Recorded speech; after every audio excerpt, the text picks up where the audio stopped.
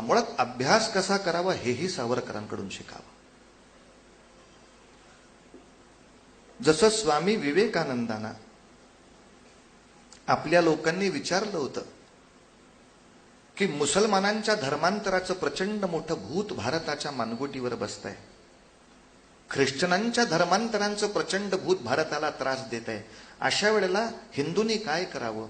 तेव्हा विवेकानंद पण म्हटले, याला उत्तर द्यायचं असेल तर आपल्या धर्माबद्दल मुसलमान आणि ख्रिश्चन जसे सद्गुणी असतात तेवढे तुम्ही सद्गुणी व्हा,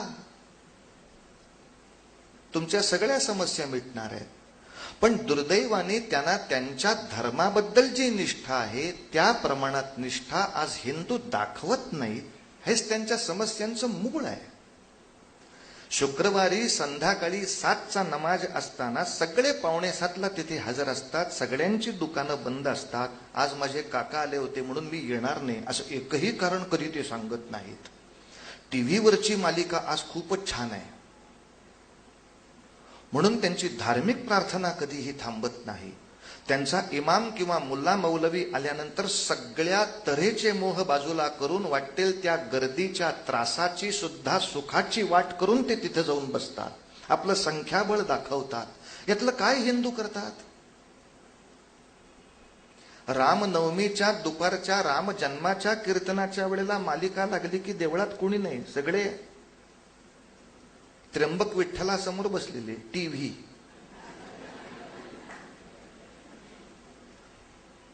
आणि हे एकदा हिंदू करतात कळल्यानंतर सरकार कशाला गप्प बसायला बसलंय. मग गोकुळाष्टमीला इथे सिनेमे लावून ठेवतात.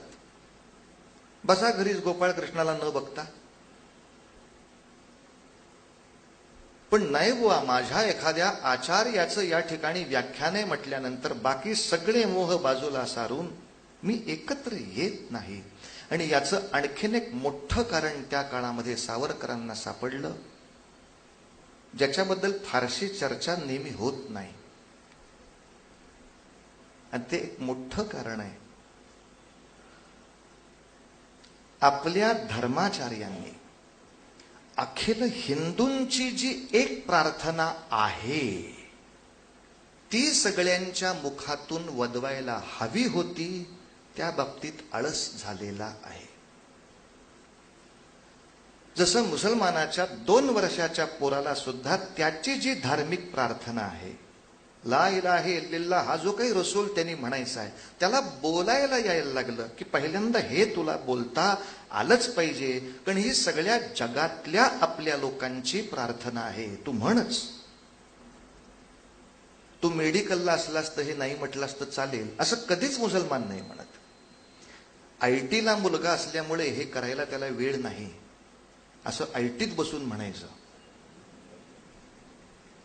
ख्रिश्चनांची बायबलची जी प्रार्थना आहे, 3ऱ्या वर्षी पोराला बोलायला यायला लागलं, उघड पुस्तक. मी प्रादेशिक प्रार्थना नाही म्हणत आहे, सगळ्या जगातल्या मुसलमानांची एक प्रार्थना आहे, सगळ्या जगातल्या ख्रिश्चनांना एक प्रार्थना आहे. तसं सगळ्या जगातल्या हिंदूंची पण एक प्रार्थना आहे.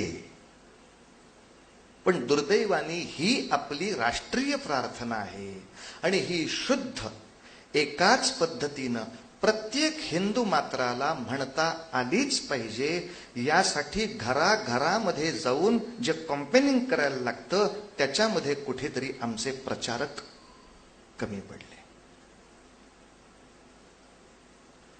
जसं संतांच्या काळामध्ये त्यांनी ते एक ध्येय देऊन ठेवलं होतं, गोरा कुंभार तुम्ही कुठं राहता? मी तेरढोकीला राहतो. हो, तेरढोकीची लोकसंख्या किती? 8,000. या 8,000 घरामध्ये नित्य हरिपाठ चालतो का नाही ही जबाबदारी तुम्ही घ्यायची आहे. जाऊन बघायचं प्रत्येक घरात, म्हणतोस का रे बाळा हरिपाठ? तुलसीदास तुम्ही कुठे आहात? मी वाराणसी पाशी आहे. ठीक आहे, वाराणसीची लोकसंख्या काय? अमुक अमुक इतक्या इतक्या ठिकाणी. एवढ्या घरामध्ये किमान हनुमान चालीसा चालू आहे का नाही? कुणी बघायचं? घराघरामध्ये जाऊन मी बघीन, माणसाला भेटून विचारीन, म्हणतोस का रे? आणि नशील म्हणत तर का नाही म्हणत, ही आपली सगळ्यांसाठी प्रार्थना आहे. म्हण, त्याच्या पुढे तो नाही म्हटला तर दोष त्याचा, पण सांगेपर्यंत तरी काम माझं होतं.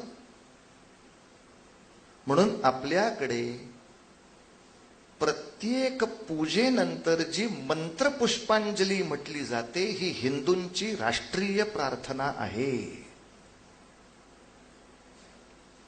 म्हणून वेद काळामध्ये किंवा उपनिषद काळामध्ये आरती हा प्रकार फारसा कुठेच नव्हता. कारण आरत्या आपण ज्या आता मराठी म्हणतो या समर्थांनी आणि इतर लोकांनी रचलेल्या आहेत. दास रामाचा वाटपा हे सदना हे रामायणात कसं म्हणणार? पण रामायणामधल्या अयोध्येमध्ये देवळं होती, पूजा होत्या, विष्णूला आरती ओवाळली जायची. म्हणजे धूप दीप या पद्धतीनं पूजाविधी महाभारतातही आहे, रामायणातही आहे, त्याच्याही आधीच्या काळात आहे. मग ते धूप दीप झाल्यानंतर सगळे काय म्हणत होते? यज्ञेन यज्ञमयजंत देवास्तानि धर्माणि प्रथमान्यासन्न. आणि त्याच्यामध्ये प्रत्येक हिंदू मात्र प्रतिज्ञा घेत होता, पृथिव्यै समुद्रपर्यंताया एकराळीती. या समुद्रापासून म्हणजे सिंधू समुद्रापासून हिंदुकुश पर्वतापर्यंतची ही सगळी भूमी एक राळ एक छत्र राहण्यासाठी अहम सभासद इति, म्हणून मी देवाच्या पायी प्रतिज्ञा घेतोय, मी याचा कायम सभासद राहीन. पण हे मंत्रपुष्प प्रत्येक हिंदूला आलं पाहिजे असा हट्ट नाही झाला ना. असं वाटलं होतं की घराघरातले आईबाप शिकवतील, पण जेव्हा लक्षात आलं की ते आईबापांनाही शुद्ध येत नाहीये, तेव्हा तर जागं व्हायला पाहिजे होतं. आता आईबाप बाजूला राहिले, जे पौरोहित्य करतात त्यातल्या अनेकांना ते शुद्ध येत नाहीये, त्यांची विरामस्थानं बदलतायत. आता तर जागं व्हायला पाहिजे. पण दुर्दैवाने सावरकर समोर पाहतायत की माझ्या समोर असलेला इतका विराट असलेल्या हिंदू समाजातल्या 80-85% लोकांना म्हणताच येत नाहीये. आणि ह्याच्या उलट मुसलमानांची प्रार्थना 99% नाही 101% मुसलमानांना म्हणता येते. प्रार्थना, एक देवाची उपासना हा एक राष्ट्र उभं करण्याचा प्रचंड मोठा घटक आहे. म्हणून सावरकरांनी हेतुपुरस्सर पुण्यभू हा शब्द आपल्या व्याख्येत ठेवला.